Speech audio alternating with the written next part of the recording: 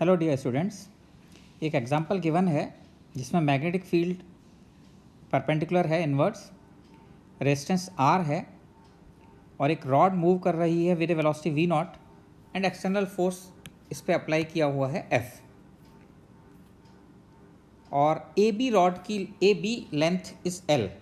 यहाँ पर हमें ध्यान रखना है कि अगर रॉड की लेंथ AB से ज़्यादा भी है, आई मीन टू से L से ज़्यादा भी है, तो भी हमें केवल L लेंथ कंसीडर करनी है, बिकॉज L लेंथ के अक्रॉस जो EMF इंड्यूस होगा वही करंट में कंट्रीब्यूट करेगा।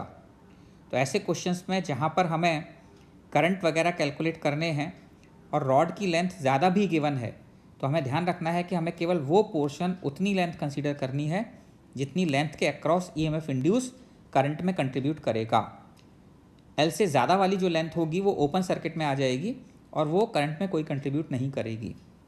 तो ऐसे केस में हमें पूछा गया है, आप देख सकते हैं इसमें गिवन है external force is applied and external force is applied so that rod moves with a constant velocity. तो rod constant velocity v naught से मूव कर रही है। हम ऐसे केस में कैलकुलेट करना चाहते हैं कि कितना फोर्स लगाना पड़ेगा जिससे कांस्टेंट वेलोसिटी v नॉट से मूव करे। इस केस में रेट ऑफ हीट जनरेटेड क्या होगा, 1 सेकंड में कितनी हीट जनरेट हो रही होगी रेजिस्टेंस में, और एक्सटर्नल एजेंट का पावर क्या होगा, यानी एक्सटर्नल एजेंट 1 सेकंड में कितना वर्क कर रहा होगा। तो अगर ऐसे केस में इक्विवेलेंट सर्किट डायग्राम बनाऊं मैं, तो इक्विवेलेंट सर्किट डायग्राम में rod can be replace by battery of EMF BVL, और जो उसकी डायरेक्शन होगी V क्रॉस B की डायरेक्शन वो ऊपर की तरफ आ जाएगी। तो इसका मतलब आप इसको एक बैटरी से रिप्लेस कर सकते हैं जिसका अपर एंड पॉजिटिव और लोअर एंड नेगेटिव होगा। BV नॉट इंटू L ये EMF हो जाएगा। L लेंथ ही हमें कंसीडर करनी है, ये मैं आपको ऑलरेडी एक्सप्लेन कर चुका हूँ। और यहाँ पर रेजिस्टेंस R है, इसकी वजह से इसमें करंट I फ्लो होना शुरू हो जाएगा। और करंट I की वैल्यू अगर आप कैलकुलेट करेंगे तो I will be equal to BV naught L divided by R होगा। इस केस में कंडक्टर का अपना कोई रेजिस्टेंस गिवन नहीं है, इसलिए बैटरी का इंटरनल रेजिस्टेंस यूज़ नहीं किया जाएगा।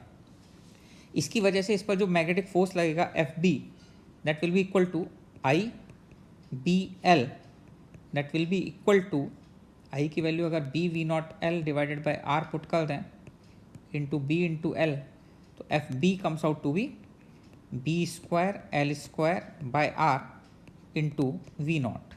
तो ये आपका फर्स्ट पार्ट का आंसर हो जाता है, क्योंकि magnetic force direction magnetic force की किधर लगेगी, डायरेक्शन मैग्नेटिक फोर्स की V cross L cross B की डायरेक्शन होगी, और L क्रॉस B का मतलब किधर हो जाएगा, टुवर्ड्स लेफ्ट हो जाएगा। तो आप देख सकते हैं कि यहाँ पर मैग्नेटिक फोर्स लग रहा है पीछे की तरफ और एक्सटर्नल फोर्स बाहर लगा रहे हैं। तो वेलोसिटी कांस्टेंट अगर रहनी है तो वेलोसिटी कांस्टेंट रहने के लिए इस पर नेट फोर्स क्या होना चाहिए, 0 होना चाहिए।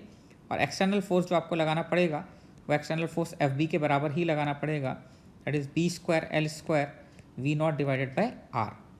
तो ये आपका फर्स्ट पार्ट का आंसर हो जाता है कि एक्सटर्नल फोर्स कितना अप्लाई करना पड़ेगा। ऐसे केस में अगर हम ये निकालें कि हीट कितनी जनरेट होगी, तो पावर आप कह सकते हैं rate of heat generated I square capital R के बराबर होगी। I हम ऑलरेडी कैलकुलेट कर चुके हैं, BV naught L by R, so BV naught L divided by R का whole square into R, this comes out to be B square L square V naught square divided by R। ये आपके पास heat generated आ जाएगी, जो कि second part का answer हो जाएगा। Third part में हमसे पूछा गया है कि पावर ऑफ एक्सटर्नल एजेंट क्या होगी। हमें पता है पावर ऑफ एक्सटर्नल एजेंट क्या होती है, F external dot V naught हो जाएगी, P equal to F dot V होता है। तो this comes out to be F external हमने निकाला B square L square V naught by R, तो B square L square V naught divided by R into V naught, तो this comes out to be B square L square V naught divided by V naught square divide by R। ये C part का answer हो जाएगा। आप इसमें देख सकते हैं कि power of external agent he I square R के बराबर है। इसका मतलब ये हुआ कि मैग्नेटिक फोर्स का कोई वर्क नहीं हो रहा है। So work done by magnetic field या work done by magnetic force is still 0। जो भी वर्क एक्सटर्नल एजेंट कर रहा है वो work done by external agent ही हमें हीट की फॉर्म में मिल रहा है।